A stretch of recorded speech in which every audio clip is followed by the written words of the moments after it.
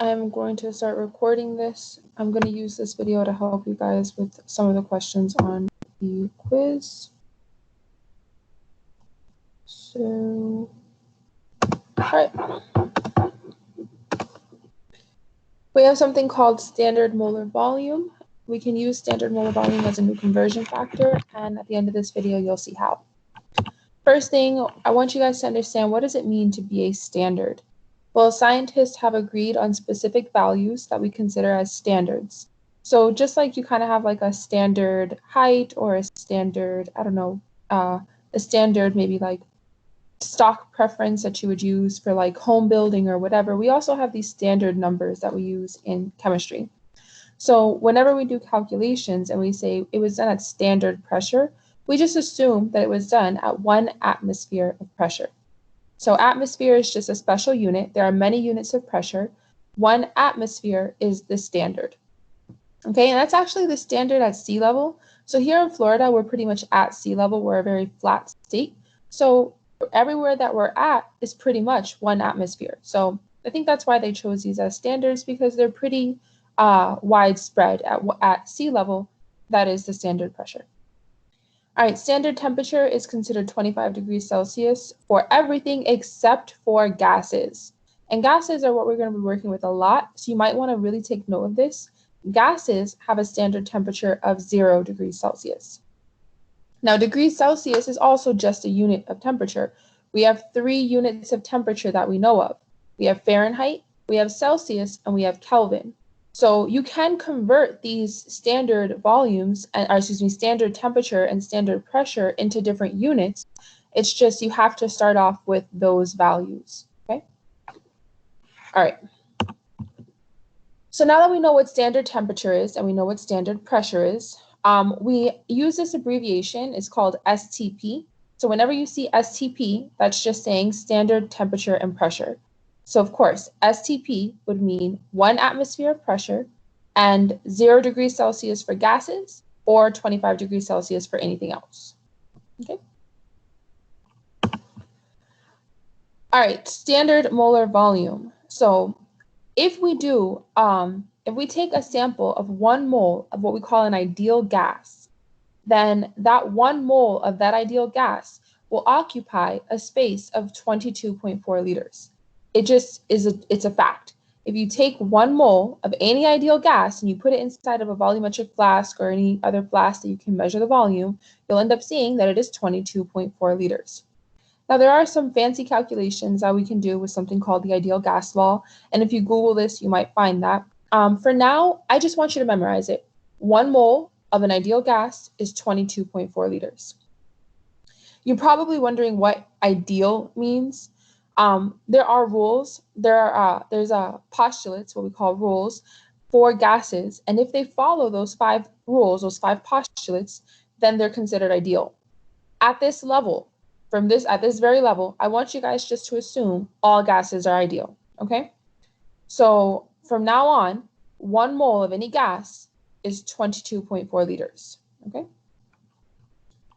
Again, we're making a huge assumption there, but for us at this level, it's okay. All right, we're going to put this into practice. So now that we know what all these standards are, how are they even useful? Let's do this example. How much heat is needed to form 40 liters of NO2 from its element at STP? STP means standard temperature and pressure. So there's a few things that we can automatically assume just by seeing this number. Now I'm actually going to work this out in Paint. All right. First thing that we can assume is because we're at standard temperature and pressure, we automatically know that we're going to be dealing with standard molar volume, okay?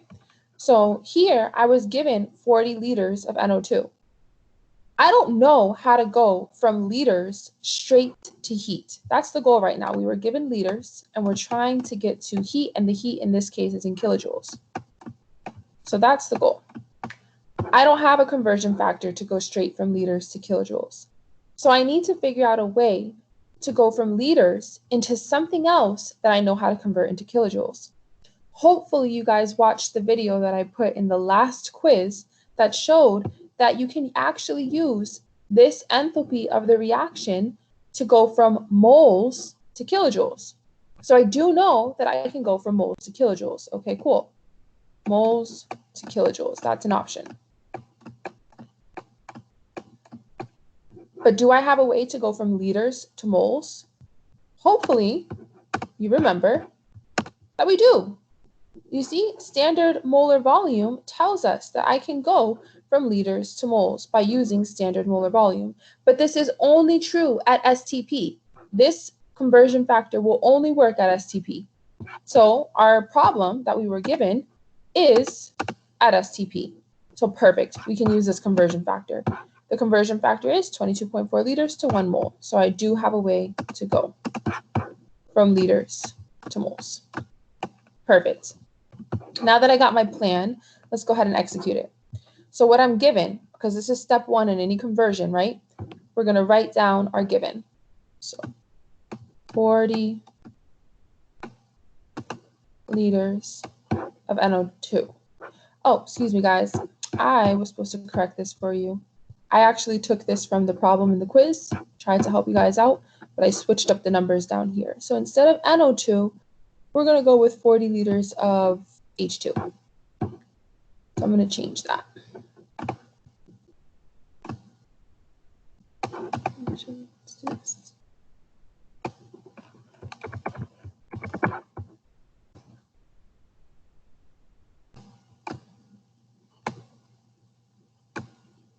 Perfect. Okay. So 40 liters of H2. Hopefully you'll use this problem to help you on the quiz. All right, and it's 40.0 for sig figs, so 40.0 liters H2. And of course, we can always put this over 1 to remind ourselves it's a fraction. The next step in any conversion, multiply fraction bar. I want to cancel liters of H2, so I put it on the opposite side, in our case, the bottom, liters of H2. And I'm trying to get to my next step, moles of H2. So I'm going to put moles of H2 right here. Moles of H2. Okay. All right, perfect. I know my conversion factor. My conversion factor to go from liters to moles is 22.4 liters for every 1 mole. In our case, we're using this version because liters is on the bottom, moles is on the top. These two statements, they mean the exact same thing. So either one, it just depends on where your units are and where you need them to be. So again, liters at the bottom, so 22.4 liters. And we've talked about this in the past. Mole is always going to be 1 mole, except for the only exception, I hope you guys remember, was when it was like mole over mole. And we're going to talk about a new exception, but for now, usually always 1 mole unless it's mole over mole. All right, liters of H2 cancels, and I am now in moles of H2. I have done my first step. So I went from here, and now I am here. I now need to go from moles to kilojoules. So I have another step. Multiply fraction bar. I need to cancel moles of H2. So of course that goes on the bottom, moles of H2.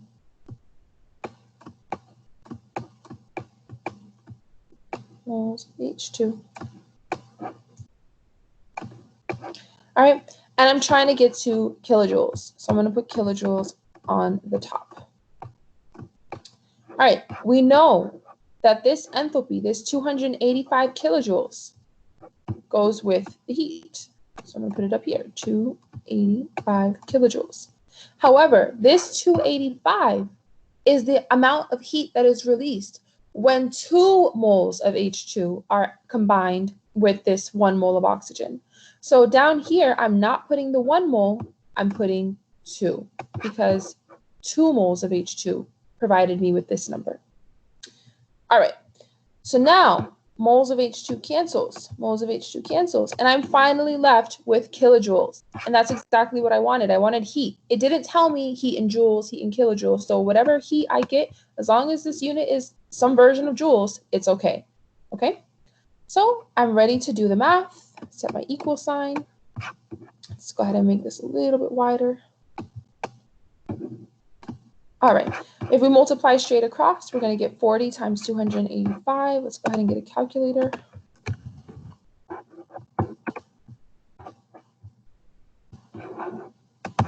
So 40 times 285, 11,400. 11,400. See if I can make this a little wider. This is kilojoules. That's a comma, not a decimal. All right, and then down here, 22.4 times 2 is just 44.8. So 44.8. And I do not have a unit in the bottom. You see, my unit's canceled, so no unit there. Now I'm just going to divide these two numbers. So we'll just divide those two numbers to get the final answer. So you got 11,400 divided by 44.8. And my final answer, 254.46. So let's write that. 2.54.46. And of course, the unit that we're left with is kilojoules. So kJ. Last thing I do in any calculation in chemistry is sig figs. So let's go ahead and take into account our sig figs. I'm going to call them SF for now. So over here, this number is greater than 0. Everything else is significant.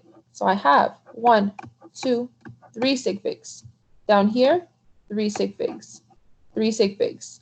This 2 moles, it does not count. This is an exact number, so I don't count it. So my answer should have 3 sig figs. So 1, 2, 3. Should I round up or should it just go away? I miss you guys. I miss hearing you guys' answers. But this is actually 4. 4 is not greater than 5. So I'm imagining everybody telling me it goes away. So 254 kilojoules.